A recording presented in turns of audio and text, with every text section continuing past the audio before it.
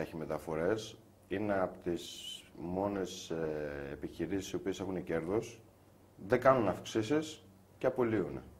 Π.χ. στην Εντεράτικα, αυτή τη στιγμή έχουν βγάλει ένα χαρτί η εταιρεία που ζητάει από τους συναδέλφους να πάνε να κάνουν μια αίτηση για εθελούσια έξοδο.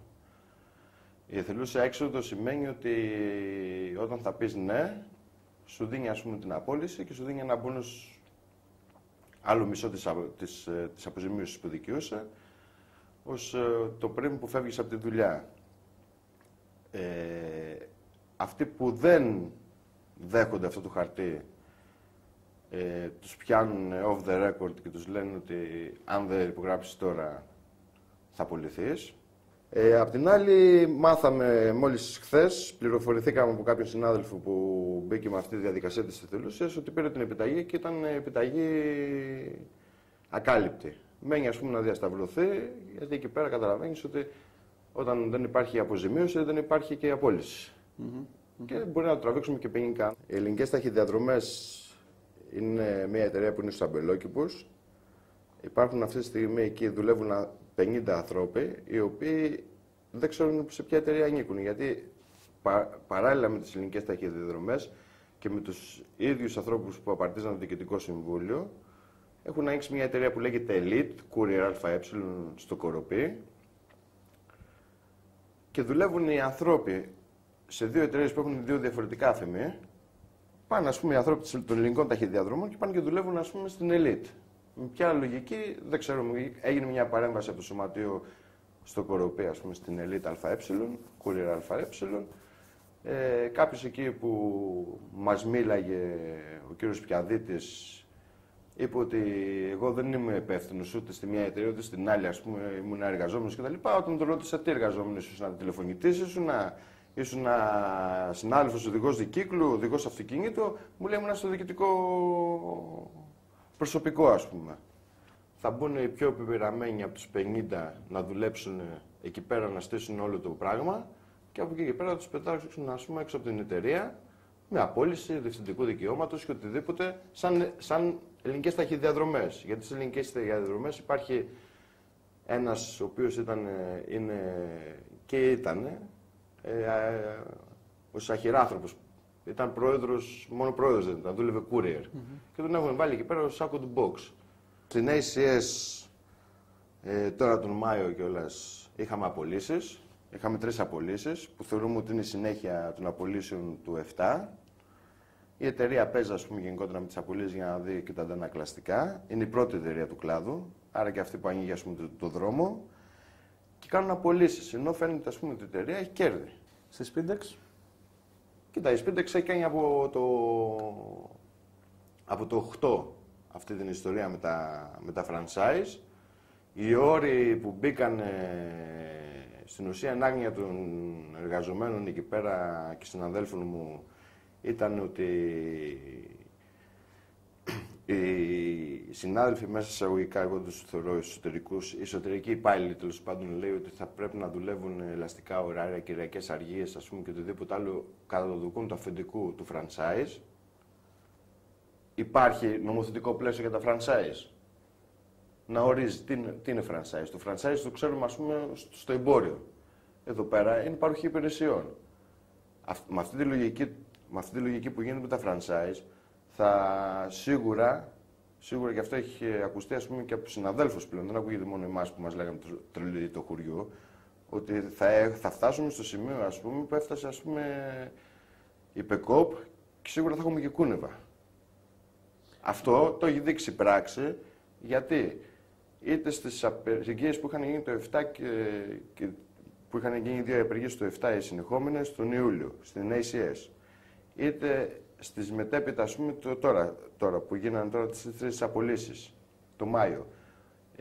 Παρεμβάσεις που είχε κάνει η Ενωτική Κίνηση Εργαζομένων στα ταχυμεταφορές, που είναι το σχήμα και ως προσωρινή διοίκηση κλαδικού μαζί με την Ομοσπονδία και το Εργατικό Κέντρο, ήταν παντού φουσκωτή. Που ξέρω εγώ ότι αύριο ότι κάποιος που ψάχνει, ας πούμε, πολλά τα πράγματα δεν θα του ρίξουν βετριόλι, ας πούμε. Εκεί πέρα λοιπόν, σε ένα τέτοιο επίπεδο και όπως είναι κορυφωμένα όλα αυτά τα προβλήματα, εκεί θεωρούμε ότι πρέπει επιτέλους να πάρει θέση η ΓΕΣΕ. Δεν υπήρχε καμιά έτσι, ανησυχία από τους πιο πάνω. Μάλιστα, πριν γίνει ακόμα το σωματείο του κλαδικό και όταν είχε αρχίσει η ιστορία για τα franchise, τρέχαμε 3 άτομα να δούμε μια γνωμάτευση από τη ΓΕΣΕ, αδερφέ, τι γίνεται εδώ πέρα. Αυτά που λέει η εταιρεία σαν ατομικές συμβάσεις ισχύουν, δεν ισχύουν. Καταντήσαμε μετά από 1,5 χρόνο να πάμε στον κύριο Καλύβη και να περάσει αυτή η επερώτηση μέσω της Ομοσπονδίας, γιατί λέει δεν είχαμε δικαίωμα. Πώς δεν έχουμε δικαίωμα? Αν αυτό το πράγμα που λέγεται ΓΕΣΕ, δεν πάω εγώ, ας πούμε, που είμαι εργαζόμενος και τρώω όλο το μανίκι, ας πούμε, μέσα στην εργασία και βλέπω όλα αυτά τα πράγματα γύρω μου και τρελαίνουμε. Άμα δεν με στηρίξει αυτό το πράγμα, ποιος θα με στηρίξει? Και τους είχαμε δώσει και μια σύμβαση δικιά μας ατομική, που στην ουσία έλεγε ότι ο Ζαπαλίδης Ηρακλής που έχει από το 1997 στη Spindex, ότι αν πάει στο franchise, η ημερομηνία, ας πούμε, κατά πρώτον πρέπει να γράφει στο franchise ότι έχει μπει από το 1997. Ως συνέχεια. Εκεί ήταν όλο το κλειδί. Πράγμα, ας πούμε, που δεν ξέρω για ποιο λόγο, ούτε η ΓΕΣΕ, ας πούμε, ενοχλήθηκε από αυτό το θέμα, ούτε το ίδιο σωματείο. Είναι η κατάληξη ότι αυτή τη στιγμή υπάρχουν στα franchise. Συγκεκριμένα τώρα το franchise του Περιστερίου ήταν απλήρωτοι συνάδελφοι. Οι ίδιοι συνάδελφοι περάσανε λειτουργίες σωματιακές και είπαν δεν βγαίνουν για δουλειά. Άμα δεν πληρώνει μεγάλο, δεν βγαίνουν μια δουλειά. Σε ποια εταιρεία είναι αυτό? Spindex. Franchise Spindex, στο Περιστέρι. Εμείς αναφερθήκαμε στον κύριο Ανέστη και του είπαμε αυτά τα προβλήματα όπως τα είπαμε τώρα. Και ενώ πιστέψαμε ότι, επειδή είπε και στο ραδιόφωνο ότι είχε σε αγκαλιά στους εργαζόμενους κτλ. Εκεί πέρα μας άρχισε να μας μιλάει, ας πούμε, για δομές. Και μας έδειξε, ας πούμε, την Ομοσπονδία και το Εργατικό Κέντρο. Η Ομοσπονδία και το Εργατικό Κέντρο, με αυτό που λέγεται κλαδικό, ας πούμε, με κάποιους από εμάς, έχει βρεθεί στον δρόμο. Καλός ή κακός. Πλέον δεν ζητάμε, ας πούμε, με τη ΓΕΣΕ, ζητάμε, ας πούμε, το πρώτο όνομα της ΓΕΣΕ, τον Παναγόπουλο. Ο Παναγόπουλος θα έρθει να έρθει και να πει ότι τώρα η εταιρεία βγάλει, ας πούμε, τα οικονομικά σου βιβλία, να δούμε τι λένε οι συλλογισμοί, τι ακριβώς κέρδη έχετε και γιατί απολύτω αν έχετε κέρδη. Και γιατί δίνετε αυξήσεις πάνω από την Ομοσπονδία 0,5% καθαρή αύξηση για 2 χρόνια. Παρ' όλα αυτά, ας πούμε, εγώ το τελευταίο διάστημα είδα μια ανακοίνωση για το κάπνισμα. Δεν ξέρω αν σας έχει κάνει εντύπωση αυτό. Ναι, αυτά μπορεί να τα βγάζει προφανώς, γιατί δεν κοστίζουν τίποτα. Γιατί από όσο ξέρω, ας πούμε, εντάξει, δεν ξέρω αν είναι κουζουμπολί αυτό, ξέρω ότι καπνίζει πολύ ο Παναγόπουλος, ας πούμε. Και εγώ καπνίζω πολύ, αλλά δεν είναι και το πρόβλημα. Το κάπνισμα, εγώ θα έλεγα ότι θα τελειώσει, ας πούμε, ως μέσο φεύγω από το άγχος, όταν οι συνάδελφοι, όχι μόνο σε αυτόν τον χώρο, αλλά γενικότερα, και αυτό που ακούγεται τώρα με διαφορετικές μορφές, είναι σε όλους τους χώρους δουλειάς πλέον, είτε είναι δημόσιο είτε ιδιωτικός τομέας. Ότι θα φύγει, ας πούμε, αν η ΓΕΣΕ, ας πούμε, κάνει αυτό που πρέπει και για αυτό που είναι εκεί πέρα. Να πει ότι τέλος, 8ωρο.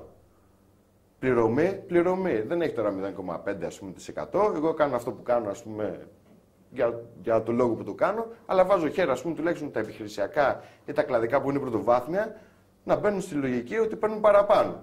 Έτσι θα εξοικονομηθεί, ας πούμε, και φράγκα στην τσέπη και δεν θα δουλεύω δεύτερη και τρίτη δουλειά ο συνάδελφος, οποιοδήποτε.